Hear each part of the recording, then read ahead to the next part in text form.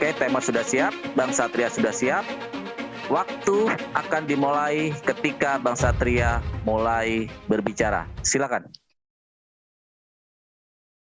Baik. Assalamualaikum warahmatullahi wabarakatuh. Sebelumnya yang saya hormati itu untuk para senior-senior, terutama dari kalangan Muslim, tentu sebenarnya saya kurang layak ya untuk hadir di sini menjelaskan soal-soal yang berkaitan dengan konsep ketuhanan menurut dari pandangan Islam. Tentu seolah-olah saya berbicara itu mewakili umat Islam ya, ajaran umat Islam. Tapi coba saya mengulik hal ini, tentu saya sebagai orang yang memang harus tetap fair, terutama dalam berdiskusi, berdialog atau berdebat. Saya coba berikan pandangan umum selaku saya yang memiliki hak untuk bagaimana cara bertuhan ya. Dan rujukannya itu adalah soal otoritas tertinggi dalam konsep ketuhanan menurut saya selaku saya yang Islam. Bukan berarti pandangan saya mewakili seluruh pandangan umat Islam ya, bukan seperti itu. Karena saya masih awam dengan pengetahuan itu. Yang saya tangkap adalah terkait dengan judul otoritas tertinggi soal konsep ketuhanan itu tentu merujuk kepada satu objek yang disebut dengan manusia. Itu sebagai pelaku otoritas tertinggi dari konsep ketuhanan. Alasannya apa? Alasannya jelas. Bahwa Tuhan itu menciptakan manusia yang paling sempurna yang disebut dengan Adam. Walaupun dengan catatan ada makhluk yang serupa dengan Adam sebelumnya. Tetapi kenapa harus Adam yang diciptakan dari tanah sebegitu kompleksnya dan sebegitu rumitnya mungkin penciptaan itu.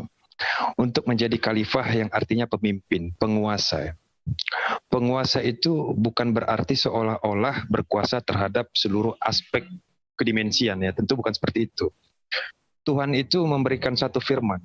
Yang Maha Kuasa itu memberikan satu firman itu untuk supaya mengakuinya dengan satu konsep yang telah dia tuntun, yang telah dia berikan, yang telah dia ciptakan. Nah tentu konsep itu tidak akan berjalan kalau tidak ada manusia. Maka otoritas tertinggi yang diberikan untuk melahirkan satu konsep, untuk menerima satu konsep, yaitu manusia sebagai pemimpin.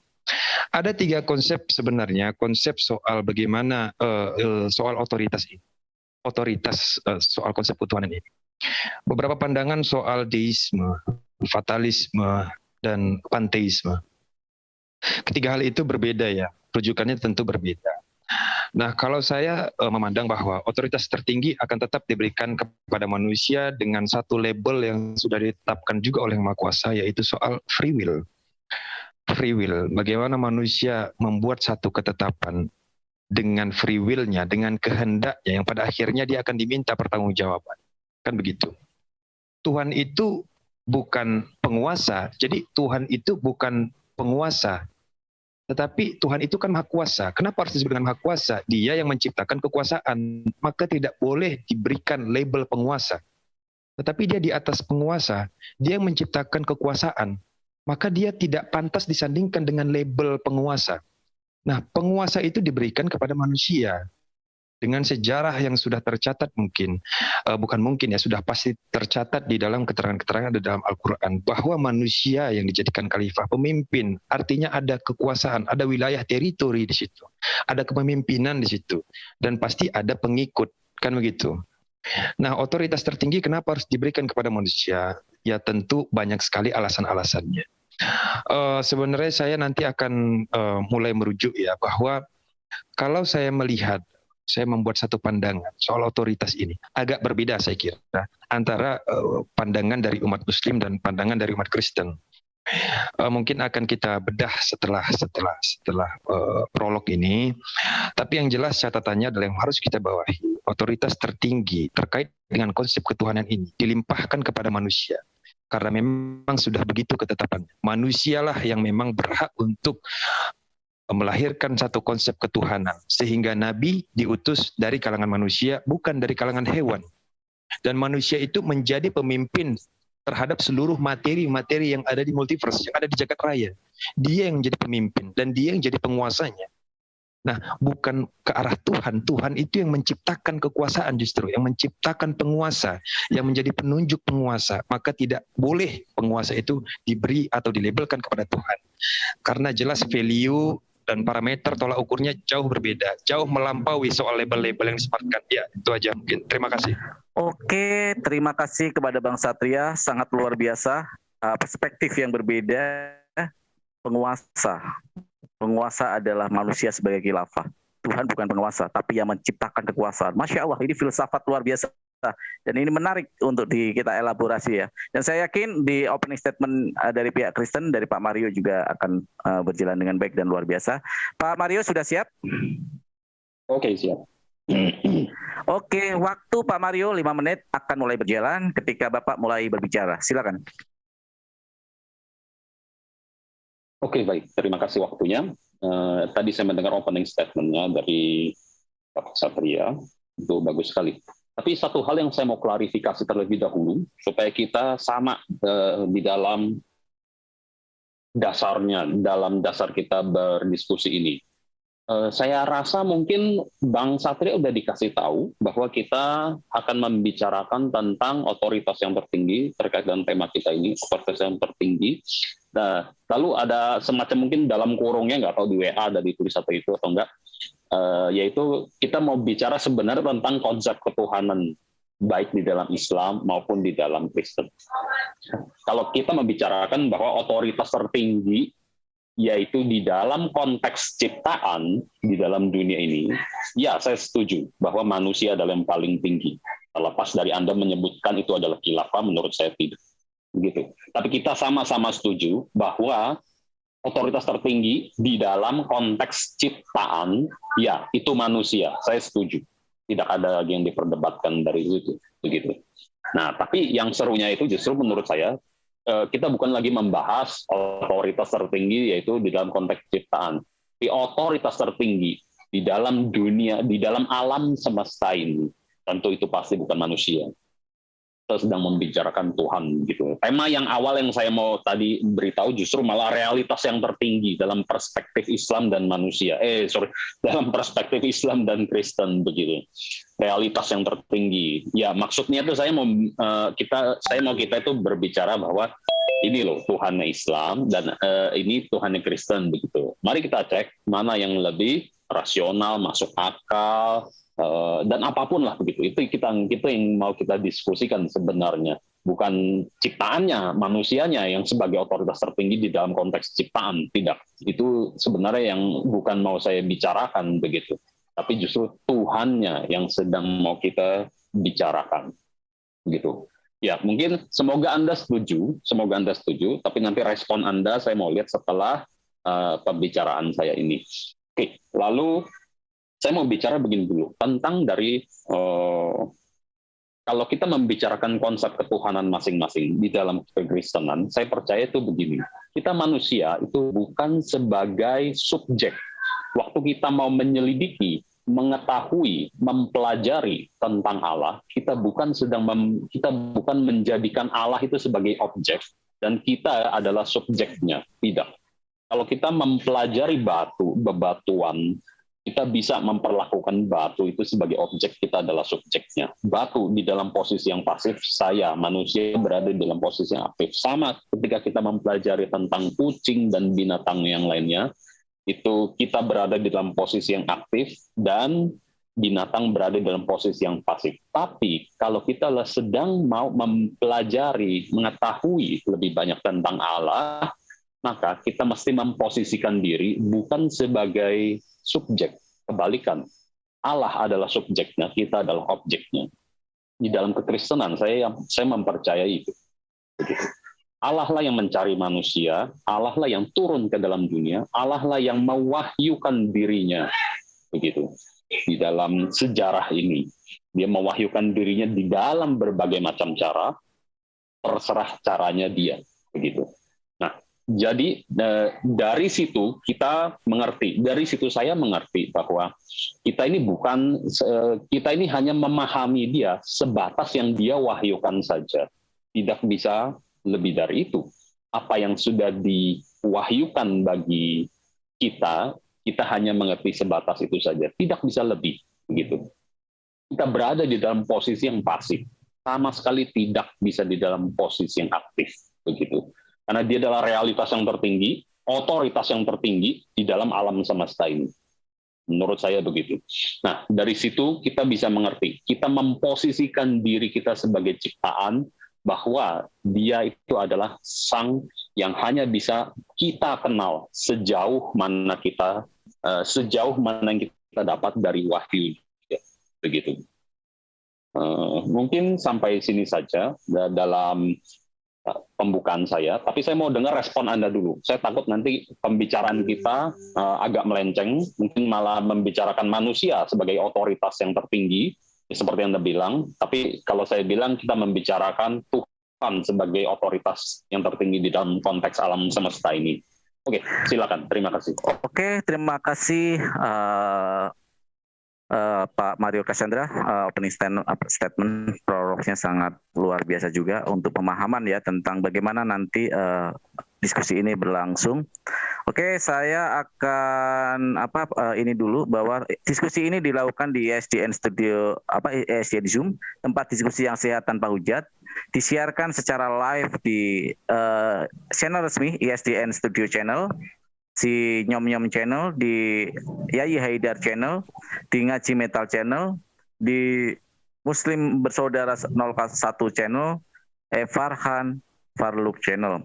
Bagi yang belum subscribe, silakan untuk subscribe gratis. Niatkan Anda ketika subscribe untuk ikut berdakwah, menyiarkan segala yang disajikan di ruang Zoom ini. Oke, Bang Satria, waktu Anda 1 menit untuk melakukan satu pertanyaan kepada Pak Mario. Waktu akan mulai berjalan ketika Bang Satria mulai berbicara. Silakan. Pertanyaan ini ya? Ini pertanyaan ya? Betul, pertanyaan ya. Bang Satria. Terlalu cepat saya kira ini pertanyaan. Baik, sebenarnya tadi ada 2 premis yang menurut saya agak sedikit berbahaya, kontradiktif. Yang pertama, Tuhan sebagai subjek, lalu kemudian Tuhan yang sudah menetapkan subjek. Saya kira Tuhan itu tidak boleh dilabelkan subjek apapun. Kenapa? Karena yang berhak melabelkan subjek Tuhan itu sendiri sebenarnya. Artinya kita bukan bicara soal subjek atau esensi yang telah kita hadirkan, tapi kita hanya menerima.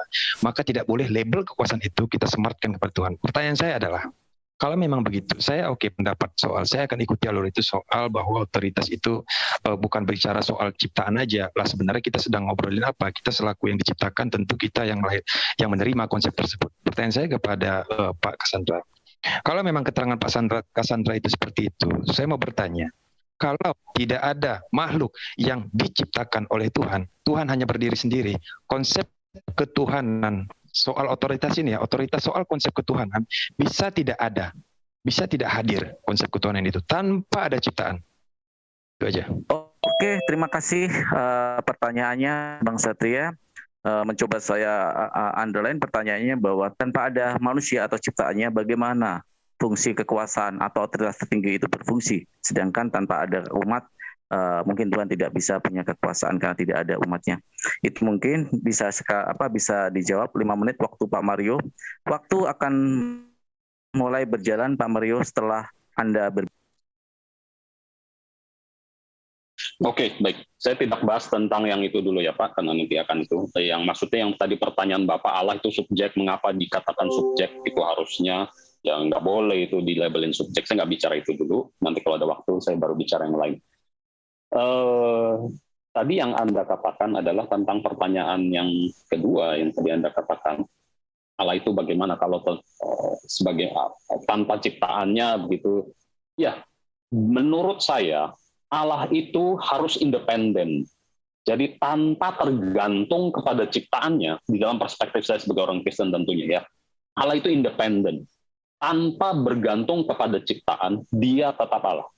Tanpa bergantung kepada apapun, termasuk manusia, termasuk alam semesta ini, dia tetap Allah apa adanya, dengan konsisten, tidak kekurangan satu apapun.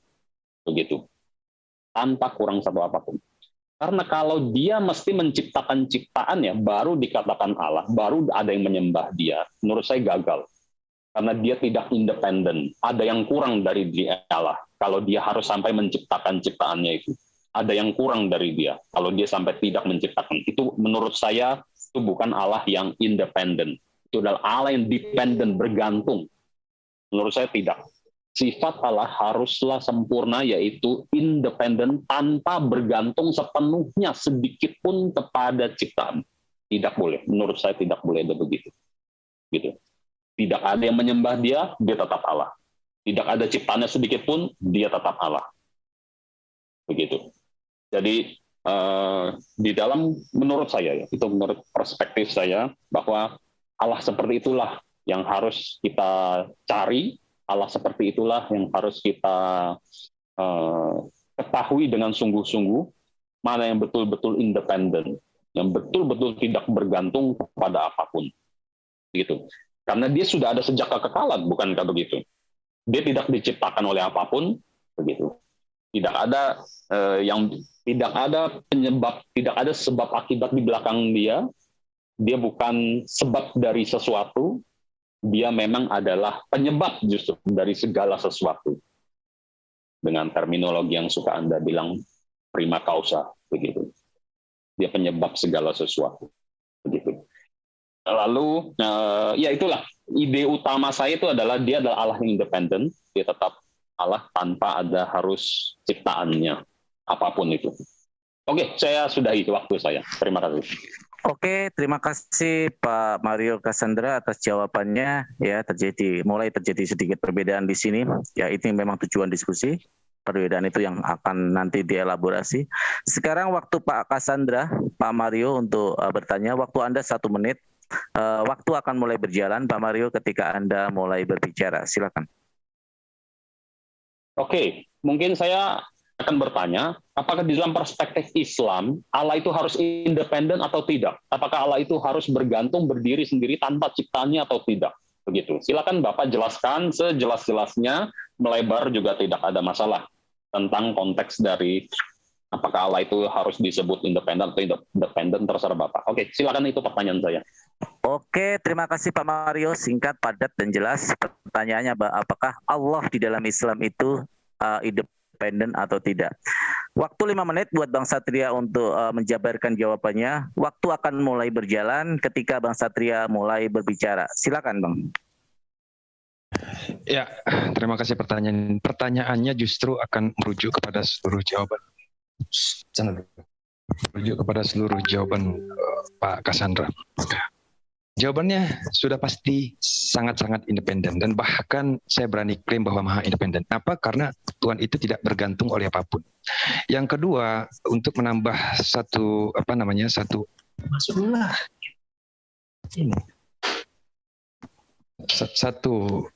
keterangan itu, untuk memperkuat keterangan itu, yang jelas seluruh manusia dan bahkan jin dan apapun beribadah kepada Tuhan itu tidak berpengaruh apa-apa terhadap Tuhan. Tidak akan menambah dan tidak akan mengurangi kekuatannya, dan tentu jelas itu independen. Tetapi yang menarik adalah kenapa saya bilang otoritas tertinggi itu diberikan kepada manusia? Karena kita sedang membicarakan soal konsep ketuhanan. Konsep itu apa? Konstruksi berpikir, kan? Soal mekanisme, soal metode. Bagaimana kita mungkin mengakui ketuhanan, mengakui Tuhan itu tanpa suatu konsep? Maka itu dilabelkan oleh Tuhan sendiri kepada si Adam, supaya Adam yang menerima konsep tersebut. Maka otoritas tertinggi, pemilik yang diberikan, yang dilabelkan, yang disematkan, yang dianugerahkan, yang dilimpahkan oleh Tuhan itu, yaitu adalah Adam. Maka Adam pemilik otoritas tertinggi, manusia pemilik otoritas tertinggi ketika kita merujuk kepada konsep ketuhanan. Kita bukan bicara soal zat Tuhan. Kalau zat Tuhan tidak boleh diberi label apapun. Tidak boleh. Bahkan ketika kita bicara soal sifat Tuhan, tidak boleh manusia, walaupun manusia memiliki otoritas tertinggi, pemilik otoritas tertinggi, tidak boleh memberikan label kepada Tuhan. Tuhan sendiri yang melabelkan zatnya. Artinya jelas, konsep ini berlaku kepada ciptaan, bukan kepada Tuhan. Tuhan tidak butuh konsep. Tuhan juga tidak perlu konsep. Tuhan tidak membutuhkan apapun. Tetapi kenapa Tuhan menciptakan, itu jelas. Nanti sebenarnya ada tema The Secret of God. Saya sebenarnya mau mengulik itu, soal rahasia Tuhan ya. Kenapa Tuhan harus menciptakan, jawabannya selain daripada karena Tuhan Maha Pencipta. Saya sebenarnya mau ulik itu. Tapi karena room ini bukan ke arah sana, tapi oke lah, it's okay, never mind, nggak apa-apa. Nah tentu jelas Tuhan itu independen. Yang pertama harus digarisbawahi, Tuhan itu tidak butuh konsep, tetapi yang butuh konsep adalah manusia sebagai otoritas tertinggi untuk menjalankan satu konsep. Pelimpahan itu telah diisyaratkan dan telah difirmankan dan telah dituliskan di dalam Al-Quran bahwa Adam diciptakan untuk menjadi khalifah, pemimpin, menerima satu konsep ajaran yang kemudian disempurnakan. Ajaran itu diberikan kepada manusia setelah Adam, yaitu Muhammad Shallallahu Alaihi Wasallam. Kan begitu dia, disempurnakan label itu. Dan kenapa harus seperti itu? Karena ini bukan bicara soal apakah Tuhan itu harus ada dan tidak, sehingga kekuasaannya itu harus disahkan. Kekuasaan Tuhan tidak perlu disahkan. Bahkan tanpa ada ciptaan, Tuhan tetap berkuasa. Maka label kekuasaan yang kita bicarakan hari ini, soal kekuasaan. Kekuasaan itu apa? Ada wilayah teritori, ada value, terus ada konstanta, ada batasan, kekuasaan sampai di mana, dan sebagainya. Rumus-rumus semacam itu, hukum-hukum semacam itu hanya diberlakukan kepada ciptaan, tidak diberlakukan sama Tuhan, karena Tuhan tidak terikat oleh satu hukum. Maka hukum kekuasaan, hukum penguasa, hukum wewenang itu tidak boleh dilabelkan kepada Tuhan. Karena bahkan kalau kita merujuk kepada arah sana, kalau konotasinya lebih kepada Tuhan yang maha segalanya, saya kira anak sekolah dasar kelas 1 atau kelas 2 juga sudah paham soal itu. Tuhan itu maha bisa, maha segalanya. Ngapain kita perdebatkan hari ini oleh orang-orang yang sudah memiliki intelektual dan sudah memiliki pengetahuan yang luas soal konsep ketuhanan, kalau serta-merta ujuk-ujuk hanya dilimpahkan kepada Tuhan? Kalau konotasinya ke arah sana, karena Tuhan yang menciptakan, maka Tuhan yang memiliki otoritas tertinggi, itu semua orang juga sudah paham soal itu. Tetapi kita merujuk kepada konsepnya, berarti kemana? Keciptaan tentu. Bukan kepada si pencipta, karena si pencipta tidak butuh label-label semacam itu. Dalam Islam sudah jelas dikatakan, apabila jin dan manusia berkumpul dan ibadah mereka itu sangat tinggi, itu tidak akan menambah apapun. Tidak menambah apapun soal Tuhan. Dan Tuhan tidak butuh sebenarnya soal itu. Tuhan tidak butuh sebenarnya manusia beribadah. Tuhan hanya mau melihat manusia ini patuh atau tidak.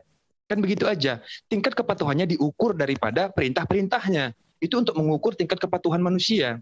Nah, kalau mau melihat apa alasan Tuhan melakukan itu semua, itu ada nanti pada bab selanjutnya, The Secret of God, rahasia Tuhan, dan saya akan ulik habis-habisan itu. Nah, itu aja mungkin. Terima kasih. Oke, terima kasih, luar biasa. Perspektif, lagi-lagi perspektif yang berbeda yang diberikan bahwa konsep itu hanyalah milik manusia. Tuhan itu tidak perlu punya konsep, dia independen, se-independennya, seperti dalam ayat suci Al-Quran yang berkata bahwa seandainya semua manusia, jin, iblis atau siapapun ya makhluknya tidak tunduk kepada Allah, Tuhan tidak ada pengaruhnya bagi Allah karena dia benar-benar maha independen. Ini ada di ayat Al-Quran dan sangat luar biasa perspektif dari Bang Satria. Sekarang giliran Bang Satria untuk 1 menit untuk bertanya kepada Pak Mario. Pertanyaan kedua kepada Pak Mario. Silakan Bang Satria. Baik, karena Pak sebenarnya 1 menit terlalu singkat ya, harusnya 2 menit. Saya suka silogisme soalnya. Kalau memang Pak Mario adalah pihak yang mewakili kekristenan ya, maka saya ingin bertanya sederhana soal otoritas ini.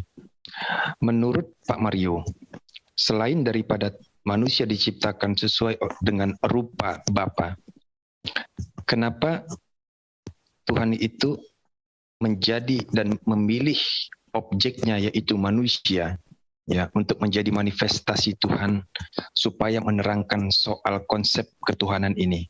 Kenapa tidak dengan yang lain? Saya beri contoh misalnya terhadap sesuatu yang selain manusia tetapi memiliki kekuasaan yang sangat besar untuk mewakili konsep ketuhanan. Kenapa harus manusia dan di dalamnya Tuhan juga terlibat dalam hukum-hukum kemanusiaan? Jawabannya selain daripada karena manusia itu diciptakan oleh rupa. Terima kasih. Sesuai dengan rupa kita. Terima kasih, itu aja. Oke, terima kasih Bang Satria. Pertanyaannya, kenapa diciptakan serupa dan segambar dengan kita, dan itu kenapa manusia di situ di dalamnya ya, dan Tuhan ikut hadir di dalam konsep manusia itu. Silakan Pak Mario, waktu Anda 5 menit untuk menjawab pertanyaan dari Bang Satria. Waktu akan mulai berjalan ketika Anda mulai berbicara. Silakan. Oke, kalau saya nggak salah Anda bertanya 2 pertanyaan. kalau saya nggak salah. Kalau saya salah, tolong maafkan. Jadi yang pertanyaan pertama, mengapa Tuhan menciptakan manusia sesuai dengan gambar dan rupa Allah? Itu maksudnya, tertulis juga di dalam Alkitab. Itu yang pertanyaan Bapak ya, yang pertama ya. Lalu yang kedua, apakah Anda bertanya tentang inkarnasi Allah yang menjadi manusia, yaitu Yesus? Dijawab singkat aja nggak apa-apa. Iya, kenapa Tuhan Satria? Ya, kenapa Tuhan memilih objek manusia selain jawabannya itu karena manusia sesuai dengan rupa Allah, itu Pak pertanyaannya tadi. Bukan dua pertanyaan satu, Pak. Oh, satu pertanyaan ya. Oke. Ya, berarti yang pertanyaan pertama itu masih sama. Kenapa manusia memilih kenapa Allah memilih manusia sebagai gambar dan rupanya? Kebalik. Kenapa manusia dipilih kenapa Allah memilih dirinya Coba sebagai dulu gambar dan rupanya? Di stop timernya. Waktunya di stop dulu biar tidak bingung, nanti biar waktunya di stop dulu. Silakan Bang Satria untuk menjelaskan lebih detail biar tidak terjadi salah paham pertanyaannya. Iya, itu makanya saya bilang boleh. Nanti diulang ya, Pak Cassandra, nanti diulang dari 5 menit ya, saya minta pribadi saya. Karena saya kira ya Pak Cassandra harus menjawab 5 menit. Karena 5 menit tadi berapa menit harus terbuang kan dengan pertanyaan saya. Pertanyaannya begini, saya persingkat aja bahwa kan Tuhan memilih objeknya manusia, Yesus Kristus itu kan berdaging dan sebagainya. Kenapa harus objeknya manusia? Tanpa maksud saya begini, saya sering mendengar jawaban karena rupa Allah, kan begitu. Selain daripada karena manusia itu diciptakan serupa dengan rupa Allah, apalagi alasannya gitu terkait dengan konsep ketuhanan ini. Ya. Oke, berarti Anda bertanya tentang inkarnasi, bahwa Yesus yang turun jadi manusia, mengapa dia mengambil rupa manusia itu? Iya, alasannya. Itu pertanyaannya. Iya, alasan kenapa harus objeknya manusia, kenapa objeknya nggak yang lain gitu, Pak. Oke, baik. Oke, saya jawab ya. Oke, mengapa Allah mengambil rupa manusia? Ya, saya langsung jawab. Mengapa Allah mengambil rupa manusia di dalam wujud inkarnasinya, begitu. Jelas manusia adalah wujud yang paling tinggi. Dia ingin mengetahui bagaimana dia ingin memahami bagaimana penderitaan orang itu dirasakan. Ini pertanyaan Anda itu menyentuh makna teologis, Pak. Menyentuh makna teologis, ya. Jadi pertanyaannya sangat, ini mempunyai makna teologi yang dalam, begitu. Yang seharusnya ini di kalangan orang Kristen saja. Yang dalam arti, tentu Muslim pasti tidak terima. Tapi saya tetap akan ceritakan kenapa. Oke. Di dalam saya akan ceritakan di dalam Filipi, sebentar ya Pak, saya langsung cari saja. Kalau saya nggak salah, Filipi pasal yang kedua.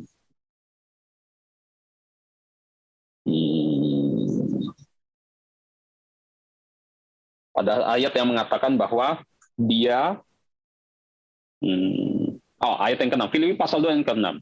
Yang walaupun dalam rupa Allah tidak menganggap kesetaraannya dengan Allah sebagai milik yang harus dipertahankan, melainkan telah mengosongkan dirinya, mengambil rupa seorang hamba, menjadi sama dengan manusia. Dia merendahkan dirinya taat sampai mati, bahkan sampai mati di kayu salib. Nah, di situ kita mengetahui bahwa Allah memberitahu dirinya, yaitu di dalam wahyunya, yang diinspirasikan di dalam Alkitab, dia mengambil rupa seorang Allah, tujuannya untuk merendahkan dirinya, mengosongkan, lalu menjadi sama dengan manusia. Begitu. Dari situ kita bisa memahami Allah ingin mengetahui dan menjadi tahu, memahami penderitaan manusia seperti apa. Dia menjadi sama dengan kita. Dia memahami kita seperti apa, begitu. Karena dia bukan Allah yang jauh di atas tanpa mengetahui rasanya menjadi manusia seperti apa. Tidak. Tapi dia mau menjadi manusia, sengaja mau, begitu. Mengosongkan dirinya, lalu turun di dalam dunia ini supaya bisa memahami sama-sama penderitaan manusia, begitu. Nah, dia adalah sesuatu yang unlimited, yang tidak terbatas, lalu menjadi terbatas, begitu. Nah, dalam konsep ini mungkin kita ada berbeda karena di dalam Islam tidak ada inkarnasi, saya tentunya tahu, begitu.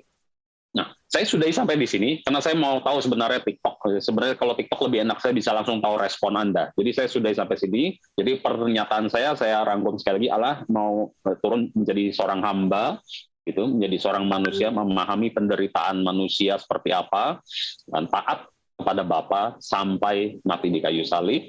Dan dia adalah sesuatu yang tidak terbatas menjadi yang terbatas. Ya, sekian dari jawaban saya kembalikan. Oke, terima kasih Bang Mario jawabannya.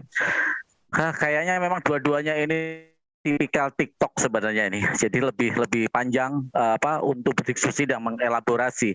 Kalau setuju biar diskusi ini menarik, kayaknya banyak argumentasi yang kayaknya kepotong karena keterbatasan waktu. Bagaimana kalau kita tambahkan selama 40 menit dan semua TikTok. Jadi tidak ada tanya jawab lagi, langsung nanti closing statement biar terelaborasi. Saya tawarkan kepada Pak Mario bagaimana tawaran saya? Karena ini udah 2 kali bertanya dan 2 kali menjawab. Udah sama-sama ini posisinya. Ya, ini sorry, ini tadi keputus nih. Jadi tadi bicara apa? Nggak kedengeran. Ya gini Pak, kayaknya ini dua-duanya ini tipikal TikTok dengan mengelaborasi sesuara lebih luas. Oh, ya. TikTok, lebih luas argumen-argumennya. Iya, saya setuju sih. Ini. Saya tawarkan ke Pak Mario bagaimana kalau sesi TikTok diperpanjang saja, pertanyaannya sesi ininya diperpanjang TikToknya untuk karena udah 2 kali bertanya dan 2 kali menjawab masing-masing. Oh, saya setuju banget. Setuju ya, karena lebih terelaborasi. Untuk Bang Satria bagaimana? Kita perpanjang TikTok aja, argumentasinya lebih mantap soalnya. Ya, saya kira lebih baik itu ya, karena begini, saya juga selaku yang memang saya dan Bang Farhan itu kan sebagai salah satu inisiator untuk membuat ruang dialog itu tidak terkesan tendensinya kepada arah oposisi biner, siapa yang benar, siapa yang salah, siapa yang kalah dan siapa yang menang. Jadi saya salah satu orang yang berusaha untuk menghentikan perdebatan-perdebatan semacam itu sebenarnya. Ini supaya terbuka. Jadi ya, tetapi karena memang genre daripada mungkin ISDN lebih ke arah sana, nah tentu maka saya tetap ikuti aturan saja. Tapi kalau memang semua sepakat untuk membuat ini lebih kepada dialog bukan perdebatan, saya sangat senang sekali ya, karena yang dikasih timer ini biasa berdebat bukan dialog. Iya, oke, makanya dua-duanya setuju ya, karena memang saya tadi saya mencoba menyimak dan mengikuti banyak jawaban yang harusnya terelaborasi tapi terputus oleh waktu, jadi tidak mencapai ke konklusinya, kesimpulannya malah jadi bias di sana.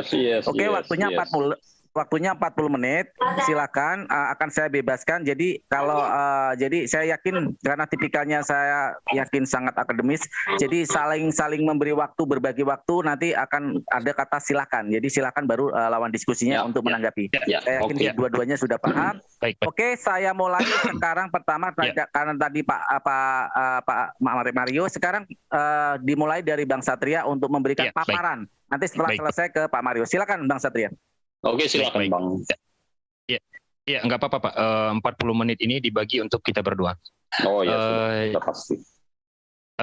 Jadi begini Pak, saya kira seharusnya pertanyaan saya itu mendukung keterangan saya, otoritas diberikan kepada manusia. Kenapa? Karena kenapa manifestasi God selain daripada manusia itu diciptakan sesuai dengan rupa Allah? Karena memang manusia yang memiliki otoritas tertinggi untuk menerima konsep ketuhanan. Sehingga Tuhan memilih objeknya yaitu manusia, berdaging. Tuhan bisa saja memilih yang lain, bukan hanya karena kasih. Karena tanpa ada peristiwa itu pun, Tuhan tetap kasih. Dan manusia masih ada yang menganggap Tuhan Maha Kasih. Jadi Tuhan tidak perlu repot-repot untuk menegaskan bahwa Dia Maha Kasih, sehingga Dia harus menyakiti dirinya dengan menerima hukum manusia. Saya kira jawaban yang paling tepat menurut saya adalah karena manusia yang memiliki otoritas tertinggi untuk menerima konsep ketuhanan, sehingga mau tidak mau Tuhan memanifestasikan zatnya kepada objek manusia. Gimana menurut Pak Cassandra? Itu aja dulu. Ya, saya dari jawaban Anda sih nggak bisa nggak bisa saya bantah sepenuhnya. Ada benarnya juga, tentu manusia pasti yang bisa memahami kasih. Binatang tidak mungkin, ciptaan yang lain juga tidak mungkin, apalagi gitu. Ya memang pasti manusia begitu. Memang manusia, memang nggak ada salahnya yang tadi Anda bilang sebenarnya. Tapi poinnya yang tadi saya bilang, kalau memang Allah memang mau menjadi manusia, turut merasakan penderitaan manusia, nah apa yang salah dari situ? Apa yang salah dari situ? Kalau memang caranya dia demikian, masa kita mau limitasi, ya Allah jangan jadi Tuhan dong gitu. Kan kamu maha kuasa, masa jadi manusia yang benar aja. Begitu. Siapa kita sehingga kita bisa melimitasi bahwa Tuhan tuh harusnya bisa cuma sekian atau segini saja? Nggak bisa menurut saya begitu. Nah, kalau Tuhan punya caranya sendiri di dalam menampakkan dirinya kepada manusia, atau bahkan di dalam perspektif Kristen, dia mengambil rupa manusia, menjadi manusia, begitu. Wah, so what? Nggak ada masalah dari situ, begitu. Ya itu dari saya. Coba dari Bapak gimana tanggapan? Silakan. Iya, ya. Maksud saya tidak mungkin. Maksudnya begini. Kita manusia bukan mempermasalahkan soal sebenarnya bentuk protes atau bentuk bentuk kritikan kepada Tuhan, karena tentu soal-soal keputusan Tuhan itu tidak berkaitan dengan manusia yang memiliki otoritas tertinggi dalam konsep. Saya pernah berdiskusi juga ya kepada dari pihak Kristen, dan rekamannya juga masih segar sekali, bahwa selain daripada ilmu hermeneutika, ada ilmu semiotika. Ilmu semiotika itu kan satu cabang ilmu untuk mengidentifikasi sesuatu berdasarkan ciri-ciri dan tanda-tanda. Maka tentu dari ciri-ciri dan tanda-tanda soal skenario Tuhan itu, Yesus Kristus hadir ke bumi dan menghadirkan satu peristiwa, yaitu peristiwa kematian dan kebangkitan. Kalau kita merujuk kepada semiotika, bahwa seolah-olah otoritas tertinggi Tuhan ini sudah berubah, sudah changing. Yang pertama, Tuhan sebagai pemilik, yang pertama adalah Tuhan sebagai penunjuk otoritas. Yang kedua, Tuhan juga selaku otoritas. Lantas kenapa Tuhan harus repot-repot menurunkan nabi dari kalangan manusia? Seharusnya itu cukup. Tuhan menurunkan nabi di kalangan manusia untuk menegaskan bahwa manusialah yang bisa menerima konsep ketuhanan, bukan hewan. Tetapi kenapa Tuhan harus changing, harus berubah?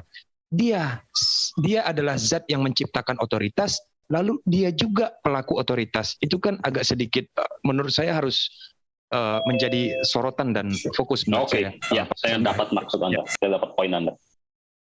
Oke, saya langsung jawab saja. Tuhan itu tidak terbatas, setuju ya Pak? Tuhan itu unlimited, setuju ya Pak? Ya, betul. Oke. Manusia ciptaannya terbatas, setuju ya Pak? Padahal kalau saya berpikir ini setuju. Okay. Iya. Pertanyaan saya, apakah mungkin yang unlimited menjadi unlimited? Harusnya tidak mungkin. Harusnya tidak mungkin. Tapi menurut saya itu mungkin, itu masuk akal. Yang tidak mungkin, yang tidak masuk akal adalah yang limited menjadi unlimited. Yang terbatas mau menjadi tidak terbatas. Itu mustahil, itu tidak logis, tidak masuk akal, dan tidak akan pernah bisa. Tapi kalau yang unlimited mau membatasi dirinya menjadi terbatas, itu bisa, itu logis, itu menurut saya masih masuk akal, bukan menurut saya juga, menurut banyak teologian begitu. Itu masih masuk akal dengan cara membatasi dirinya, begitu. Itulah konsep inkarnasi, Pak. Jadi di dalam kekristenan, dia yang tidak terbatas mau membatasi dirinya menjadi manusia. Bagaimana menurut Bapak? Sejauh ini masuk akal? Iya. Langsung dijawab tanggapan saja, silakan. Ya, baik, saya beri tanggapan. Nah, justru kalau keterangannya seperti itu, soal probabilitas, ya memang benar. Tuhan itu tidak terikat dengan probabilitas. Ajas-ajas kemungkinan itu ya bebas-bebas aja.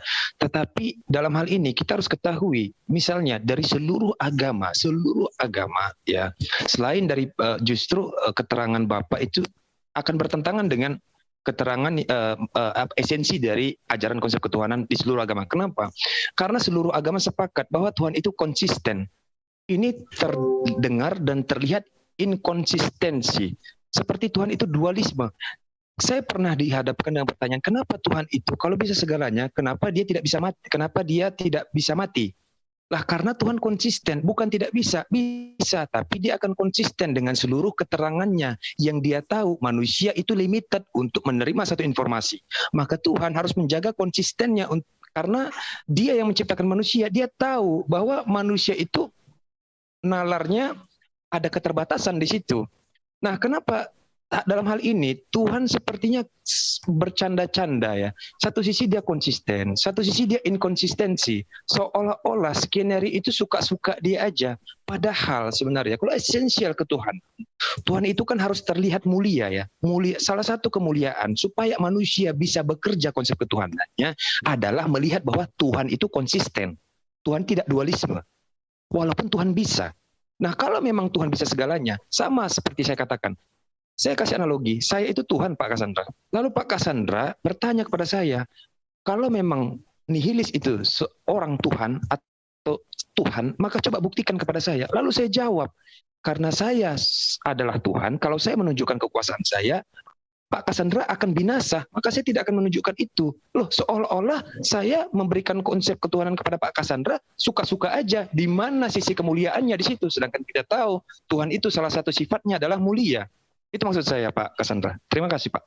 Oke, baik. Iya, tadi yang Anda katakan, poin utama yang saya dapat, yaitu Allah itu konsisten. Saya setuju 100%, 1000%, 1.000.000%, Pak, dengan itu. Saya setuju dengan Bapak, bahwa Allah itu konsisten dan harus konsisten. Betul. Saya betul, itu nggak ada yang saya bantah, saya setuju. Dan sebelumnya, saya mengapresiasi bahwa pernyataan Bapak ada probabilitas.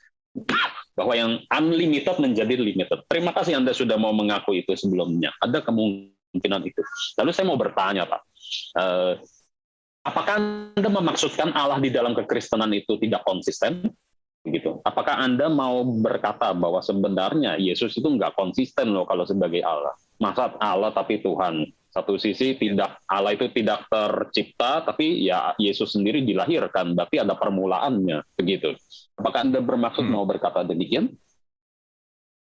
Dikarenakan sebuah peristiwa soal kedatangan Yesus Christ, jadi ada indikasi Pak soal Tuhan itu inkonsistensi, tidak konsisten.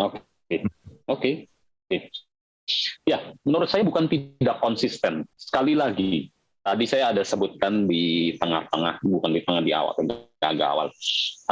Allah punya caranya sendiri, di dalam karyanya sendiri, di dalam sejarah manusia ini, begitu. Siapa kita sehingga berhak melimitasi, gitu. Siapa kita sehingga kita mau menentukan, seharusnya cara Tuhan nggak begini, begitu.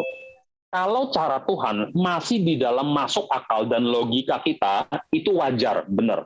Jadi kalau Tuhan membuat sesuatu, mengerjakan sesuatu yang masih di dalam area nalar kita, ya, garis bawahi, yang masih di dalam area nalar kita, itu benar, wajar, dan normal menurut saya. Tapi kalau dia mengerjakan sesuatu yang kita tidak bisa comprehend, yang kita tidak bisa mengerti, sampai kita bertanya, kok begitu sih? Kok Tuhan jadi manusia? Sehingga itu saya kasih contohnya seperti itu. Kok bisa begitu? Jadi itu di luar nalar kita kan, itu di luar rasio kita kan. Itu jangan kita buru-buru, kita langsung kita labeli inkonsisten, tidak. Tapi kita selidiki dulu. Bukankah itu sebenarnya kalau memang di luar jangkauan rasio kita, ya itulah kerja Tuhan ya seperti itu, supranatural begitu. Di luar ranah natural begitu. Karena cara Tuhan tidak selalu memakai cara-cara natural, tapi yang supranatural, yang beyond our comprehension begitu. Yang kita tidak bisa pahami. Saya juga nggak paham loh kenapa Tuhan jadi manusia. Tapi saya imani itu dan saya mengerti dan ada bukti historisnya begitu.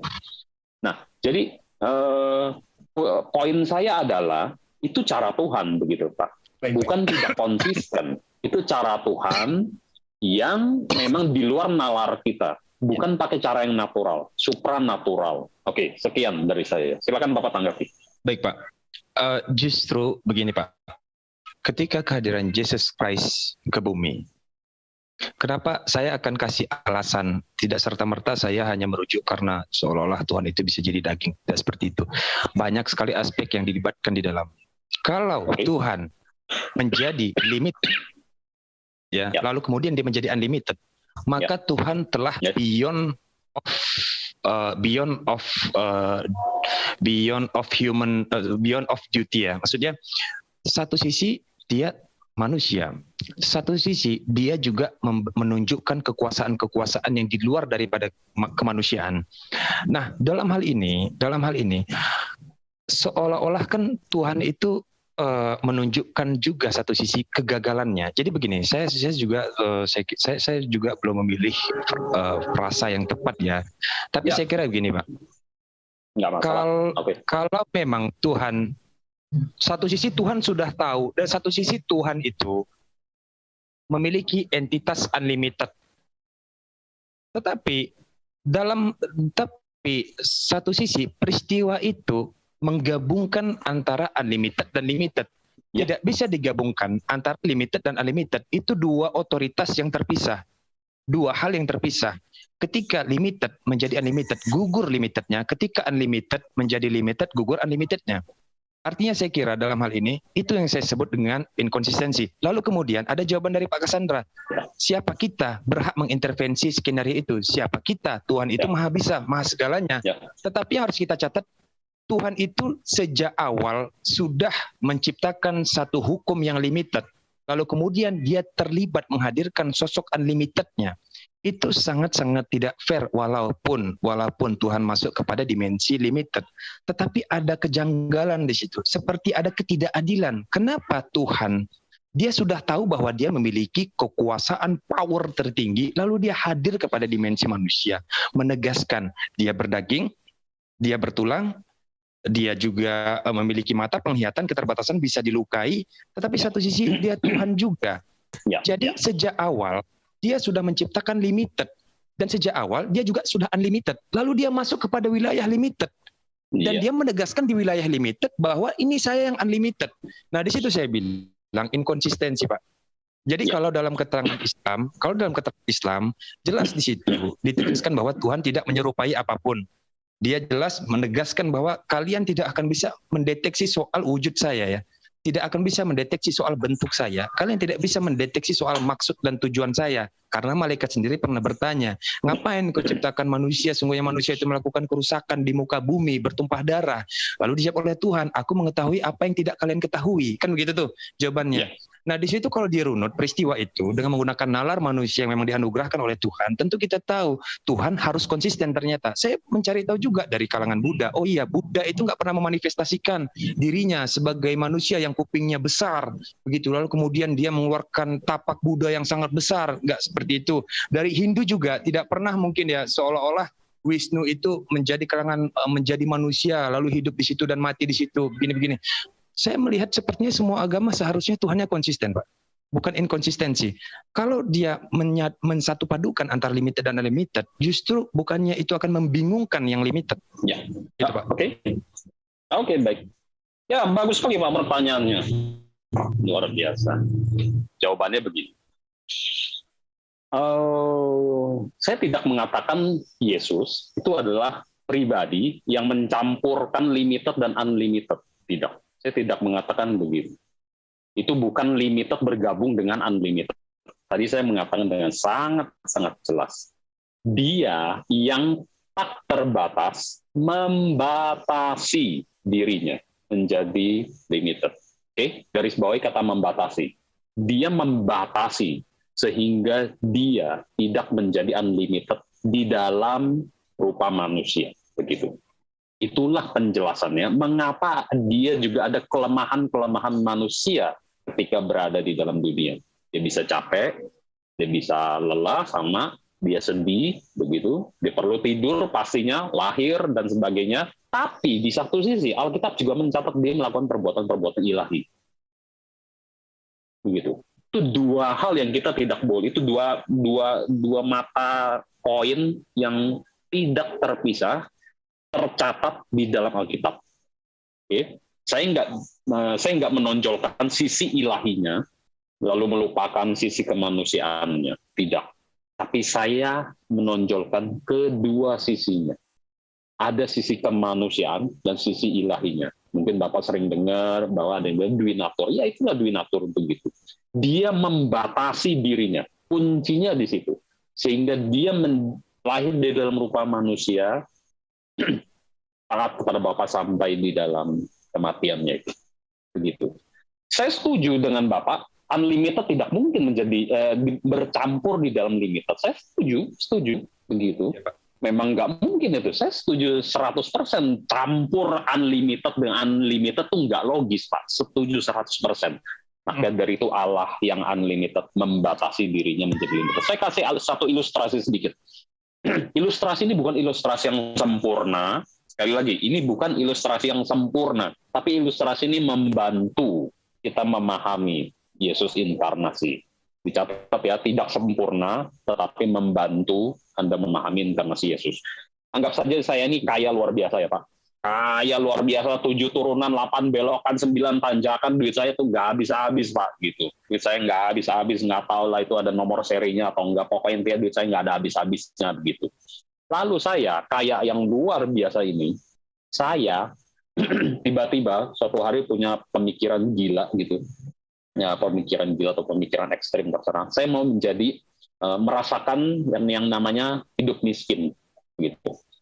Saya mau jadi yang namanya hidup miskin. Lalu saya memutuskan saya tinggal di tempat yang paling miskin, saya hidup bersama mereka, lalu saya tinggal kurang lebih ya 3 bulan lah begitu bersama mereka. Saya makan bersama mereka, tidur di tempat tidur mereka, makan makanan seperti mereka, pergaulan dengan mereka orang-orang miskin begitu. Saya di sana mereka. Pertanyaan saya, apakah saya ini tetap orang miskin atau orang kaya? Saya ini orang miskin atau orang kaya? Nggak usah dijawab aja dalam hati aja. Ya, baik. Jadi ilustrasi ini tuh membantu kita bahwa Yesus itu seperti itu. Begitu. Saya ini sebenarnya tetap kaya, Pak. Cuma saya ini lagi belajar untuk hidup miskin. Begitu. Kekayaan saya 7 turunan 9 tanjakan nggak habis-habis itu. Benar. Tapi itu di belakang layar saya. Tapi saya ini sedang belajar hidup miskin. Real, di tengah-tengah mereka. Makan sama mereka, bergaul dengan mereka. Begitu. Nah, sekali lagi, bahwa itulah konsep kekristenan tentang Tuhan. Allah yang berinkarnasi, limited membatasi dirinya. Unlimited membatasi dirinya menjadi limited. Oke, sekian. Silakan tanggapan. Terima kasih Pak Cassandra. Saya berharap keterangan Pak Cassandra itu bukan menjadi keterangan yang berbahaya. Tapi justru saya menangkap, menurut saya, jadi ini menjadi warning. Jadi saya barusan melahirkan asumsi yang memang menurut saya pribadi sangat berbahaya. Tapi saya berharap ini bukan hal yang berbahaya bagi Bapak. Analogi Bapak. Ngomong saja Pak, apa adanya. Saya terbuka kok. Tenang saja. Ya, analogi Bapak barusan itu berhak Bapak lakukan karena Bapak manusia yang memiliki rasa keterbatasan. Pertama, kalau alasannya dibilang bosan, itu masuk akal. Tapi kita pakai satu alasan, karena Bapak bosan. Kita rujuk kepada Tuhan. Seolah-olah Tuhan itu bosan dengan skenarionya. Saya mau mengulik-ulik dulu nih di dalam. Saya masuk ke dimensi manusia. Nah, kalau kita merujuk, kita anggap bahwa Jesus Christ itu God. Maka di situ Tuhan bosan dengan skenarionya dan dia mengotak-atik lagi skenario di dalam, membuat manusia pada bingung. Tapi kalau semisal Jesus Christ dianggap misalnya seorang manusia, maka Tuhan tetap konsisten, dianggap akan tetap konsisten. Kenapa?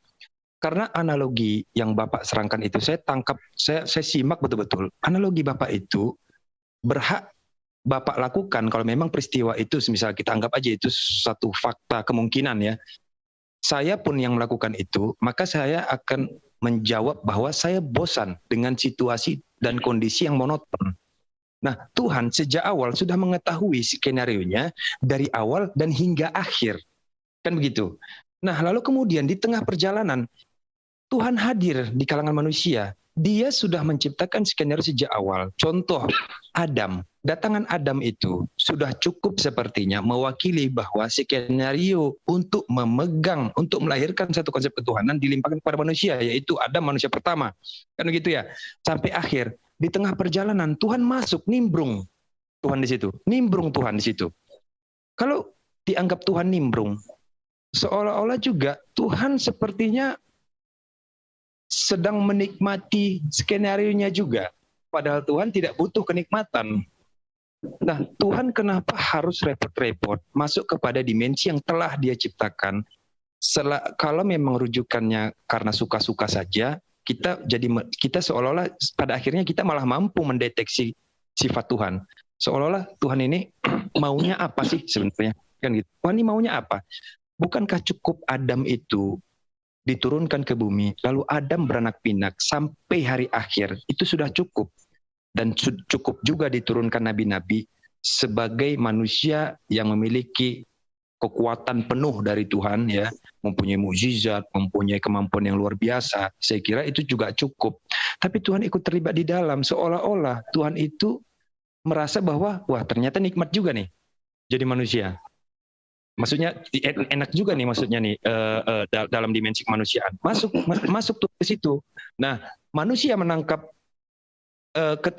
peristiwa itu bahwa melahirkan satu dalil bahwa Tuhan kan bisa segalanya. Maka Tuhan menciptakan skenario itu. Ini bukan soal Tuhan bisa segalanya, tetapi lebih kepada alasan Tuhan. Kalau alasan Tuhan, karena Tuhan mau menegaskan rasa kasihnya, Tuhan akan dianggap insecure. Kenapa dianggap insecure? Seolah-olah Tuhan tidak percaya diri. Tanpa ada Tuhan hadir, seharusnya manusia akan tetap menganggap Tuhan itu maha kasih. Dengan menciptakan tumbuh-tumbuhan, keindahan, seni, dan lain sebagainya, musik, sudah cukup. Tapi kenapa di sini kelihatan insecure? Bukankah justru merendahkan kemuliaan Tuhan kalau menurut saya? Dan Tuhan juga tidak pernah mengucapkan alasan bahwa kenapa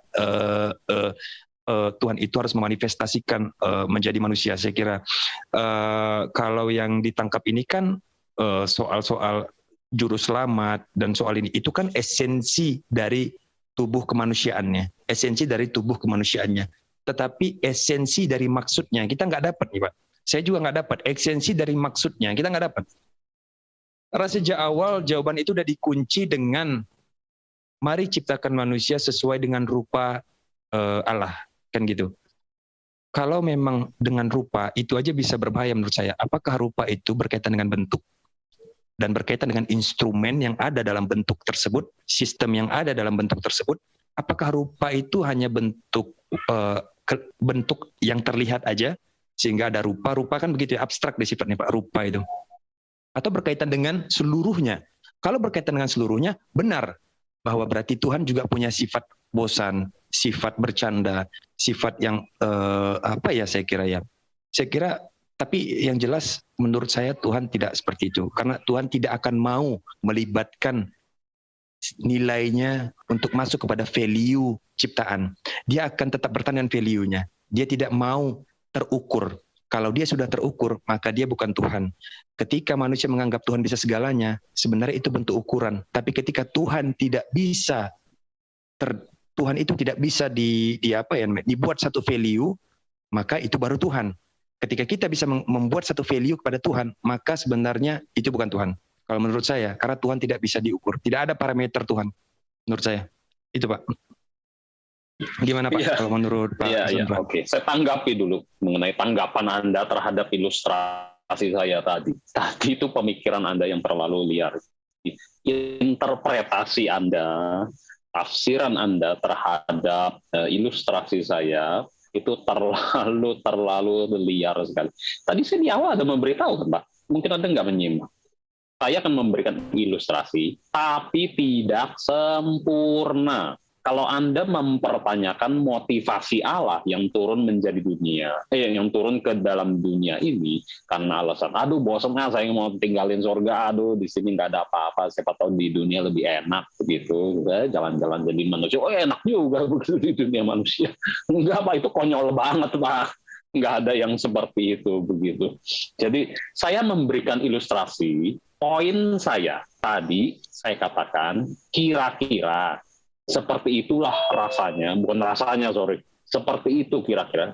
Kalau memang Allah turun ke dalam dunia, dia meninggalkan semuanya Pak. Seperti saya yang tadi, saya orang kaya meninggalkan segalanya, lalu menjadi orang miskin. Tapi saya tetap kaya kan Pak, begitu.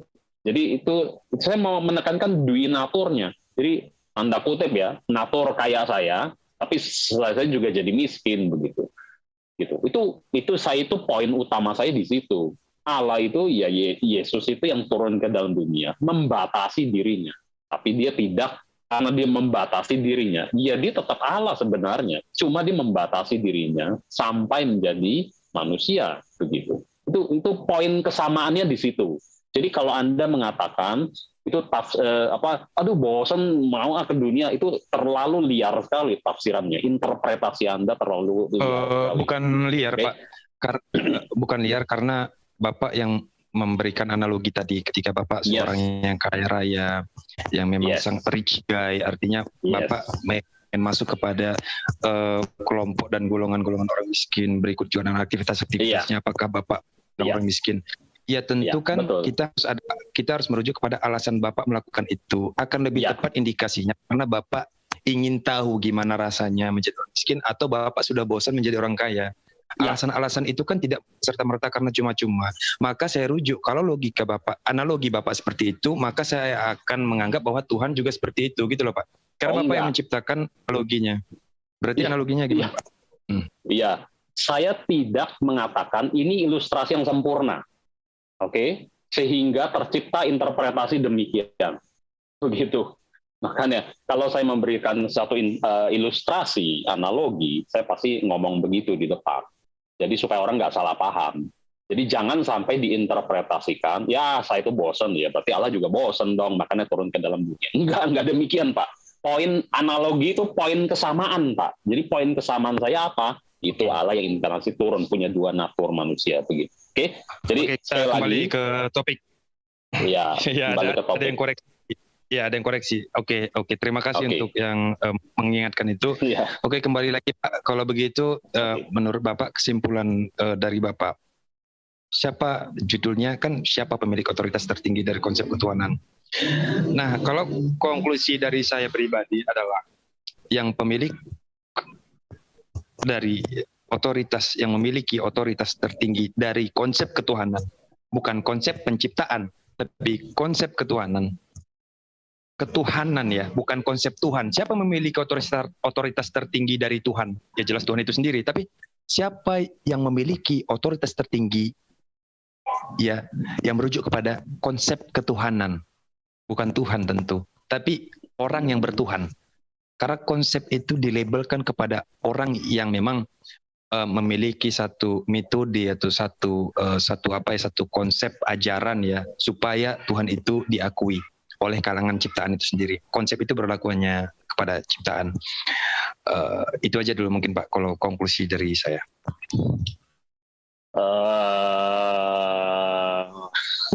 Mungkin saya yang nggak ngerti perkataan Anda ya, saya mungkin terlalu bodoh.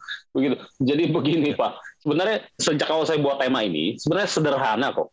Siapa yang betul dari dua konsep Tuhan ini, Tuhannya Kristen atau Tuhannya Islam? Itu saja, simpel itu saja. Jadi bukan siapa yang pemiliknya dari konsep ini, begitu. Nggak ngejelimet begitu Pak. Tapi berarti judul saya pilih ini sederhana. Berarti judulnya Pak, maksudnya saya kira berarti judulnya kurang tepat ya, karena saya fokuskan itu ada objek, subjek, predikat. Betul, soalnya adminnya dia bilang bikin bahasa saya sendiri ya. Saya bilang ya terserah sih mau bikin salah sendiri, cuma takutnya yang salah Pak. Ya sebenarnya saya sederhana sekali. Ya, Tuhan mana yang betul begitu loh. Kalau konsep mana yang betul? Kristen, kalau Islam, itu Pak, udah itu saja sih begitu. Kalau itu saya nggak akan maksud saya begini.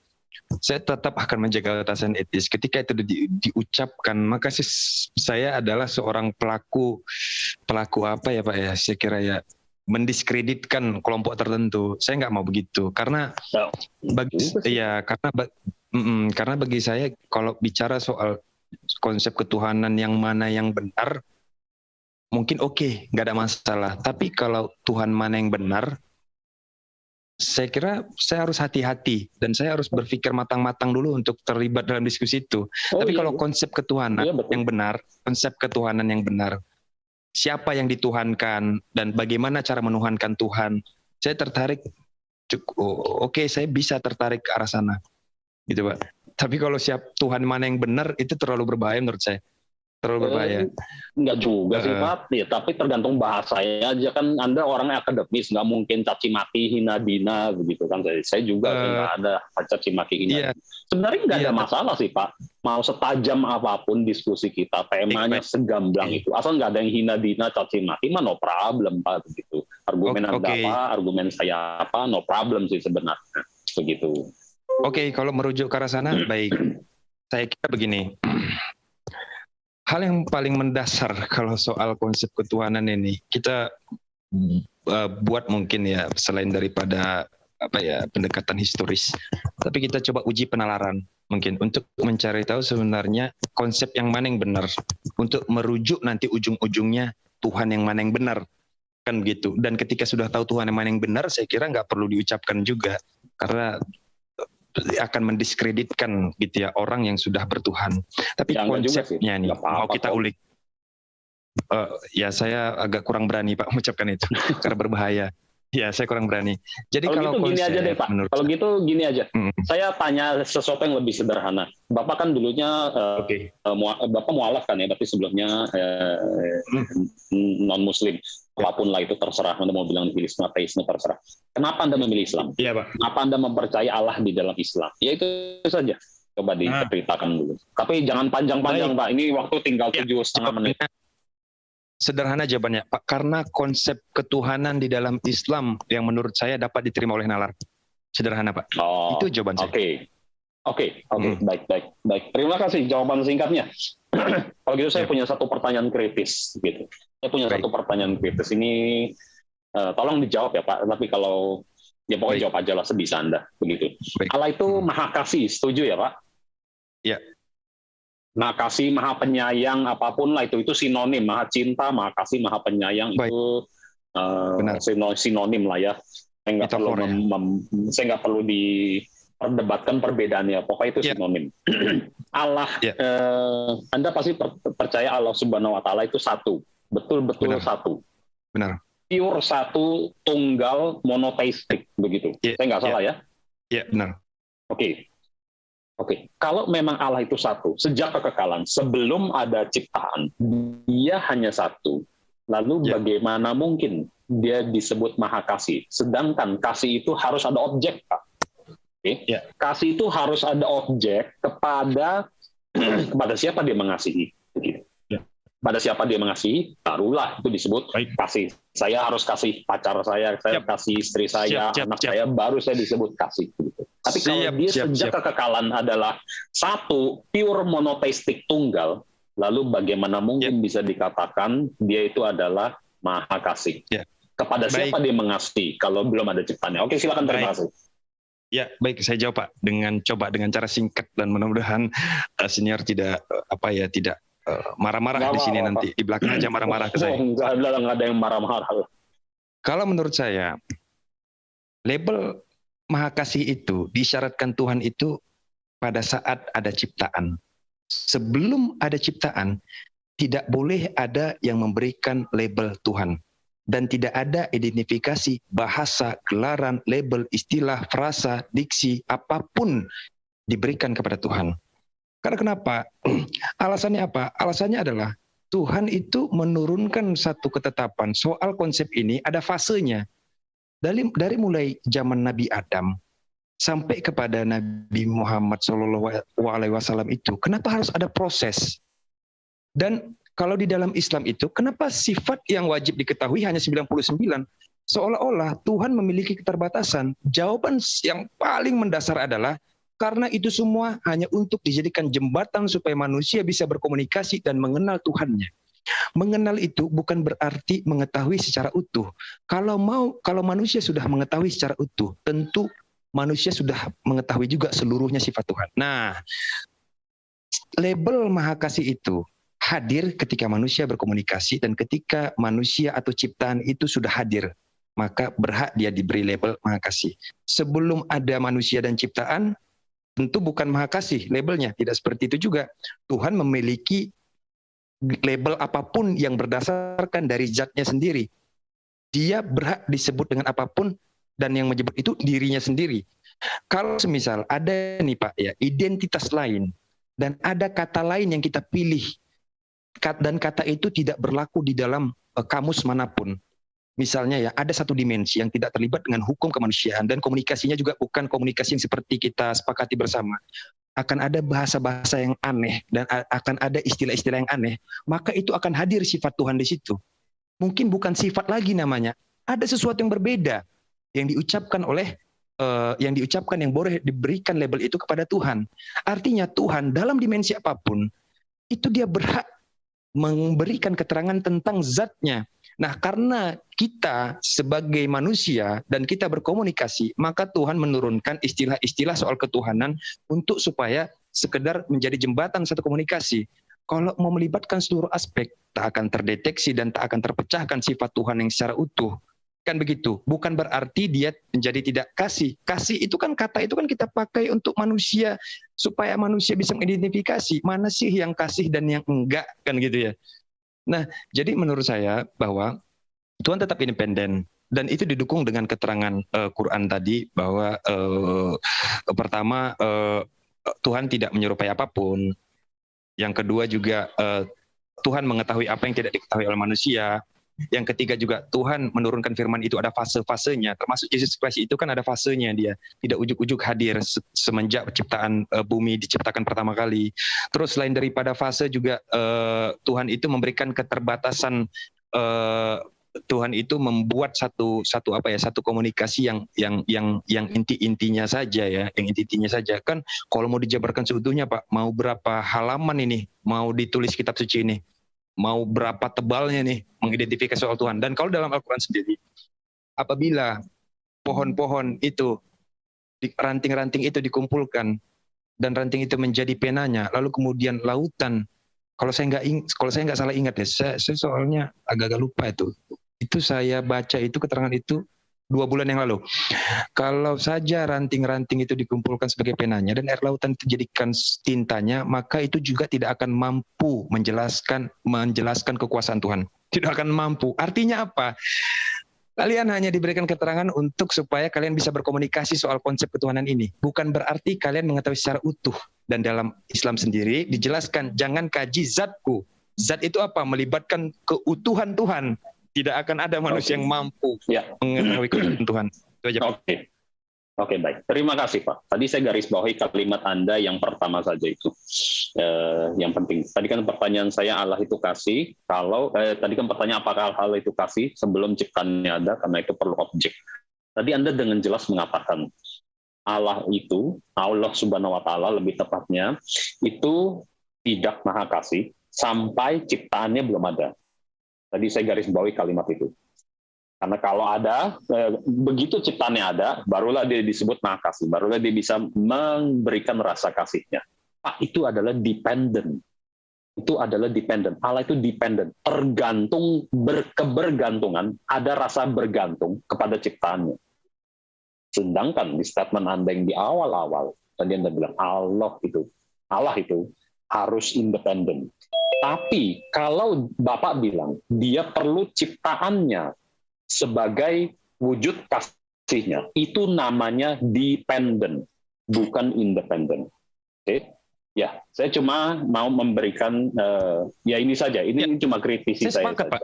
Nanti Anda boleh pikirkan. Saya tidak pikirkan dan saya langsung sepakat. Saya bahkan kalau perlu buat agreement, dan saya berani bertaruh dengan keterangan saya bahwa kalau bicara soal konsep ketuhanan, Tuhan itu dependen. Tapi kalau bicara soal zat, Tuhan itu independen. Terima kasih, Pak. Oke, terima kasih. Terima kasih. Waktunya sudah habis, sangat menarik sekali ya. Jadi harus dibedakan apa itu zat dan bagaimana sifat. Jadi mungkin konsep Islam dan Kristen berbeda di sini. Jadi dependence dan independen itu merujuk kepada apa dan kepada kepada zat ataupun kepada sifatnya ya. Oke, saya yakin para penonton baik dari pihak Kristen dan Islam memahami bagaimana luar biasanya argumentasi dari Pak Mario, juga dari logika-logika perspektif yang berbeda dari Bang Satria. Sekarang tiba waktunya untuk closing statement. Tapi sebelum closing statement, saya akan umumkan bahwa diskusi kita kali ini dilakukan di ISDN Studio, Zoom Studio, tempat diskusi yang sehat dan tanpa hujat. Disiarkan secara langsung di channel resmi yaitu ISDN Studio Channel.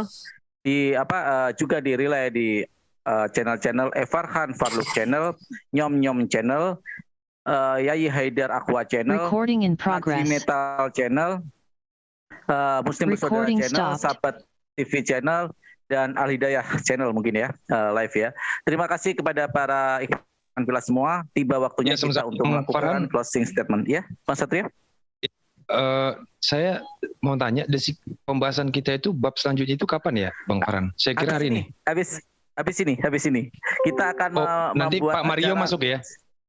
Pak Mario boleh masuk nanti. Pak Mario, kita akan lebih explore di Secret of God. Topik kita malam ini Secret of God ya, rahasia Tuhan. Oke, terima kasih kepada para Ivan Villa. Nanti Pak Mario nanti akan saya kasih link. Terima kasih kepada para Ivan Villa tentang diskusi tadi, menyimak dengan sangat luar biasa. 40 menit berjalan dengan cepat. Kita melihat argumentasi yang luar biasa dari kedua narasumber. Untuk closing statement, karena tadi opening statement dari Bang Satria, closing statement pertama dari Pak Mario. Pak Mario, waktu Anda 7 menit. Silakan eksplor semua topik-topik yang menjadi argumentasi dari Bapak dan Pak dan Bang Satria lawan diskusi Anda. Waktu 7 menit akan mulai berjalan ketika Anda mulai berbicara. Silakan. Oke, terima kasih.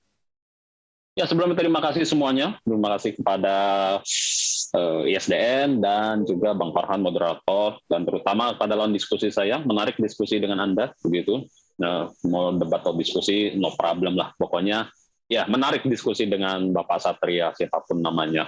Di kapan-kapan kalau ada waktu kita bisa diskusi lagi. Oke, jadi ketika kita berbicara tentang konsep ketuhanan ini, saya percaya bahwa di dalam kekristenan, bahwa Allah itu adalah Allah yang turun ke dalam dunia. Sorry, waktunya belum mulai itu, tinggal dipencet aja.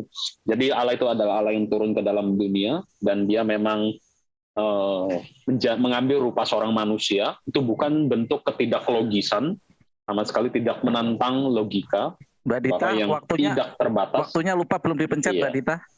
Oke, silakan Pak Satria. Bang Mario. Ya, saya. Oke, jadi ketika kita berbicara tentang Allah, dia yang tidak terbatas menjadi yang terbatas, benar-benar hanya karena mau membatasi dirinya saja, gitu. Terlepas apapun motivasinya, ini yang tadi saya nggak bahas. Terlepas apapun motivasinya, tentu bukan motivasi yang aneh, bukan motivasi yang sembarangan ketika Allah mau turun menjadi manusia. Pasti ada suatu misi yang mau dilakukannya, begitu. Dan kalau saya berbicara lebih jauh, itu malah menjadi makna teologis yang terlalu mendalam. Tapi saya mau mengatakan bahwa itu semuanya adalah runtutan yang logis yang bisa sebenarnya diterima oleh akal manusia.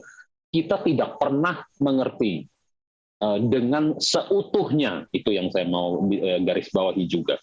Kita tidak akan pernah bisa mengerti seutuhnya cara Tuhan, tapi kita bisa mengenal paling tidak kulit luarnya atau seadanya. Karena yang seperti tadi saya bilang, Allah itu adalah subjek, kita objek. Kita hanya objek penerima wahyu saja. Kita hanya bisa mengenal dia seperti seada yang dia sudah kenalkan saja, gitu, seadanya saja yang sudah dia kenalkan kepada kita, dan kita tidak bisa lebih banyak lagi meminta. Apa yang sudah dia singkapkan kepada kita, itulah yang kita bisa terima, itulah yang kita bisa katakan begitu. Ada satu hal yang menarik dari tadi Bapak Satria bilang, gitu, bukan kekristenan, yaitu nggak konsisten, bahwa tidak seperti Allah-Allah lain yang di dalam dunia ini, begitu. Ya, saya mau mengatakan betul sekali. Mungkin Allah-Allah lain di dalam dunia ini mempunyai konsepnya sendiri. Tapi yang saya mau katakan adalah, apakah ketika kita menilai suatu agama, kita hanya menilai dari cara pandangnya terhadap Allah saja, begitu. Jadi kalau kita mau menilai suatu agama, dalam hal ini ya agama apapun lah, parameternya bukan cuma bagaimana dia memandang Allah saja dengan konsisten. Tidak, bukan cuma dengan itu saja, tapi ada banyak yang lain. Itu bisa menjadi topik yang seru lagi kalau kita bahas, tapi mungkin kita tidak. Jadi ketika kita membahas konsep ini, hanya itu saja yang kita bisa mengerti, yang sudah diwahyukan saja. Oke. Lalu poin kedua yang saya mau tekankan adalah kita tidak bisa melimitasi pekerjaan Tuhan. Kita tidak bisa membatasi maunya Tuhan harusnya seperti yang saya mau. Tidak, sama sekali tidak begitu. Tuhan yang independen adalah Tuhan yang bergerak atas kemauannya sendiri, yang di luar rasio kita, bukan tidak masuk akal, tetapi transrasional, di luar rasional kita, yang supranatural, yang sama sekali tidak termasuk di dalam, bukan tidak termasuk, sorry, yang sama sekali kita sampai bertanya begitu. Menurut saya Allah yang demikian yang lebih bisa diterima, yang lebih masuk akal. Bukan Allah yang sederhana, okay? Bukan yang simple, bukan yang mudah dipercaya saja, gitu ya. Enggak, saya nggak bilang mudah dipercaya titik, enggak. Tapi kalau dia sekedar mudah dipercaya, sekedar gampang dipercaya, sekedar apa bilang bahasanya yang enak ya, sekedar kalau cuma simple, ya just simply saya nggak bisa lanjutkan kata-kata yang terlalu berbahaya. Ya just simply simple begitu, nggak mungkin begitu. Rasanya terlalu simple. Allah yang di luar rasio kita, tapi kalau dia mewahyukan dirinya begitu simple, kok rasanya sulit dipercaya ya, begitu. Kekristenan tidak membuat Allah itu menjadi ribet. Tidak. Allah Tritunggal itu bukan sesuatu yang dibuat oleh manusia, oleh bapak-bapak gereja. Tidak. Begitu. Ngapain kalau kita membuat sesuatu adalah yang ribet, yang sulit dimengerti, yang nggak bisa diterima. Tidak. Begitu. Memang dia itu apa adanya. Begitu. Kalau dia mau mewahyukan dirinya 3 pribadi, ya so what, begitu. Mau dia mewahyukan dirinya 5 pribadi, 10 pribadi, 100 pribadi, tidak ada masalah sebenarnya. Gitu. Dia adalah sebagaimana dia adanya. Dan jangan, poin utama saya adalah, yang poin kedua saya adalah, jangan melimitasi pekerjaan Tuhan. Apa yang dia bisa lakukan kepada kita, apa yang dia mau lakukan kepada kita, apa yang dia sudah lakukan kepada kita, yaitulah apa adanya dia. Begitu. Manusia hanya objek yang hanya bisa menerima saja. Kita berada di dalam posisi yang pasif, ialah yang aktif. Setidaknya itu di dalam perspektif kekristenan. Oke, jadi ya setidaknya saya hanya memberikan 2 poin utama saya mau sudahi saja. Jadi poin yang pertama saya adalah Allah yang limited menjadi Allah yang unlimited menjadi limited, itu adalah hal yang masuk akal, tidak melawan logika. Dan yang kedua adalah hal itu tidak, karena itu kita tidak boleh melimitasi Tuhan, melimitasi pekerjaan Tuhan seperti apa. Oke, saya sudahi saja. Terima kasih semuanya. Selamat malam. Oke, terima kasih. Selamat malam Pak Mario. Closing statement yang sangat luar biasa. 2 poin di sana yang digarisbawahi oleh Pak Mario, ya. Sekarang waktunya dari pihak Muslim, yaitu Pak Satria, untuk melakukan closing statement. Waktu Anda 7 menit, Pak Satria. Silakan, waktu akan mulai berjalan ketika Bang Satria mulai berbicara. Silakan. Baik, terima kasih, Bang Farhan. Terkait dengan soal konsep ketuhanan, saya akan merujuk kepada salah satu slogan yang paling populer dari kalangan filsuf yang bernama René Descartes. Cogito ergo sum. Semua juga sudah pada tahu soal cogito ergo sum ini. Saya berpikir, maka saya ada. Sama dengan saya berpikir, maka Tuhan itu ada. Itu benar atau salah? Benar sekali. Sangat-sangat benar. Di dalam apa? Di dalam konsep ketuhanan. Alasannya apa? Alasannya karena Tuhan menciptakan fase di situ.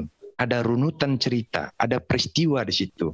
Dan firman itu turun tidak langsung utuh, tetapi satu persatu. Supaya apa? Supaya manusia berpikir. Sangat koheren dengan pernyataan salah satu filsuf, yaitu cogito ergo sum. Yang menjadi pembahasan hari adalah bukan soal eksistensi Tuhan di kalangan Tuhan, tetapi eksistensi Tuhan di kalangan manusia. Merujuk kepada satu konsep ketuhanan. Dari situ kita bisa melihat eksistensi Tuhan. Ya, bukan mengetahui soal zat Tuhan. Nah, seharusnya tugas manusia itu bukan mencari tahu, bukan mengotak-atik, bukan mempreteli soal entitas Tuhan, soal zat Tuhan, soal identitas Tuhan, tetapi soal konsep ketuhanan, bagaimana manusia bertuhan. Nah, cara-cara itu, maka tentu yang harus paling utama, peralatan yang digunakan adalah akal tentu. Akal tidak bisa, tidak. Saya akan tegaskan lagi supaya jadi memorian dan catatan besar untuk seluruh umat manusia. Saya kira, kenapa Adam dikatakan bahwa makhluk yang paling sempurna di antara makhluk-makhluk yang lain. Saya dalam bab The Secret of God akan mengulik soal ini, bahwa sebenarnya Adam itu bukan manusia pertama rujukannya yang dimaksud dengan Tuhan. Tetapi kenapa harus Adam yang dikatakan manusia pertama? Nah, ini dia. Jawaban singkatnya adalah karena Adam itu memiliki instrumen yang sangat berbeda dari makhluk-makhluk yang lain. Instrumennya apa? Instrumennya adalah akal. Akal itu menjadi pelaku utama untuk mengidentifikasi dan untuk menerima konsep ketuhanan. Tugas akal adalah mencari tahu konsep mana yang benar. Kan begitu. Konsep-konsep itu harus dapat diterima oleh manusia berdasarkan akalnya. Kenapa? Karena Tuhan menciptakan akal untuk kalangan manusia, bukan kalangan hewan. Kalau memang hanya berdasarkan hal yang sifatnya imanen, maka Nabi seharusnya diturunkan juga di kalangan hewan. Tapi kenapa tidak? Kenapa harus di kalangan manusia? Dan kenapa Tuhan harus memanifestasikan dirinya menjadi manusia? Kan begitu. Karena saya bukan mengatakan itu tidak Tuhan, itu bukan Tuhan, tidak seperti itu. Kita akan membahas itu dalam bab yang lain. Tetapi yang jelas karena, kalau alasan itu diterima, sama alasannya karena manusia memiliki akal. Dan manusia juga memiliki nalar untuk membentuk satu konstruksi berpikir yang logik, sehingga melahirkan logos, supaya manusia itu bisa mengenali Tuhannya. Itu sebenarnya alasan yang paling mendasar sekali supaya manusia itu bisa mengenali Tuhannya, supaya manusia bisa mengidentifikasi Tuhannya, bukan mengetahui seutuhnya zat Tuhan, tetapi konsep bertuhannya yang dimatangkan. Nah, di sini tentu banyak alat-alat kita untuk mengukur sebenarnya konsep ketuhanan mana yang dipakai. Konsep ketuhanan salah satunya adalah dia bisa diterima, konsep ketuhanan yang paling mendasar adalah konsep itu tidak bertentangan dengan keterangan-keterangan yang dilahirkan, yang difirmankan oleh Tuhan. Tidak bertentangan dengan firman Tuhan. Karena firman Tuhan itu sebenarnya satu konsep. Itu konsep firman itu. Konsep kenapa Tuhan harus menurunkan firman, kenapa enggak menurunkan yang lain? Kenapa harus firman yang diturunkan? Kenapa enggak yang lain? Kenapa harus keterangan yang diturunkan? Kenapa enggak yang lain? Nah, konsep itu tentu harus bisa diterima oleh manusia selaku manusia yang memiliki akal. Salah satu syaratnya adalah tidak bertentangan dengan konsep ketuhanan. Nah, supaya tidak menjadi ambigu, supaya tidak ada dualisme dalam keterangan ini, supaya tidak ada unsur-unsur ambiguitas, maka saya hanya bisa katakan bahwa sesuatu yang abstrak, bahkan beyond of logical duty, itu ketika melampaui batas-batas akal, batas-batas logik, ya, maka dikatakan itu tidak logik. No, tidak seperti itu. Pelaku utama untuk mengidentifikasi hal-hal yang abstrak itu adalah logika. Karena logika yang menjadi pelaku utama supaya kita bisa mengucapkan hal yang abstrak. Itu yang saya sebut dengan nihilis. Nihilis itu, dia tidak pernah mengidentifikasi hal yang abstrak. Bagi dia yang abstrak itu nihil, nggak ada sama sekali. Kenapa kita ucapkan hal yang abstrak? Karena logika yang sedang bekerja di situ.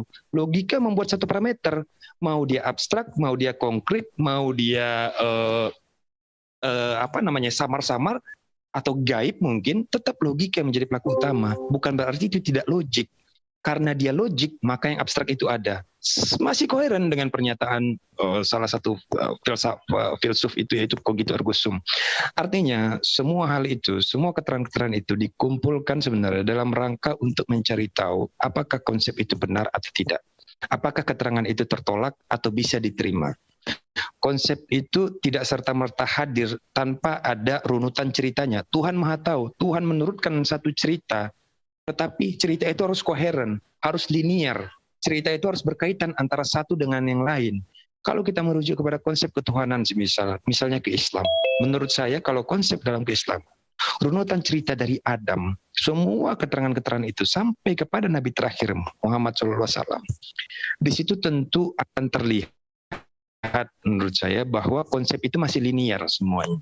Masih linear semuanya, masih tidak bertentangan ya. Artinya tidak membuat manusia berpikir bahwa Tuhan itu begini, Tuhan itu begitu, Tuhan itu begini, Tuhan itu begitu. Tidak, Tuhan tetap konsisten. Dan saya kira Tuhan itu memang menginginkan, ada keinginan Tuhan yang bisa kita lihat dari sini. Keinginan Tuhan adalah bahwa Tuhan itu maha adil, maksudnya Tuhan itu fair. Artinya Tuhan itu justru tidak membuat manusia menjadi kebingungan, ya. Tetapi Tuhan menuntun manusia untuk mengenali Tuhan sendiri berdasarkan konsep-konsep yang turun, yang hadir di dalam kehidupan manusia, dan itu ada fasenya dan ada waktu. Itu aja. Oke, terima kasih Bang Satria. Closing statement yang juga sangat luar biasa. Semoga para Ikhwan Fillah semua bisa menyimak dari kedua belah pihak ketika menyampaikan data-datanya dan argumen-argumennya sehingga bisa menjadi pembelajaran buat kita semua, baik dari pihak Kristen maupun dari pihak Islam.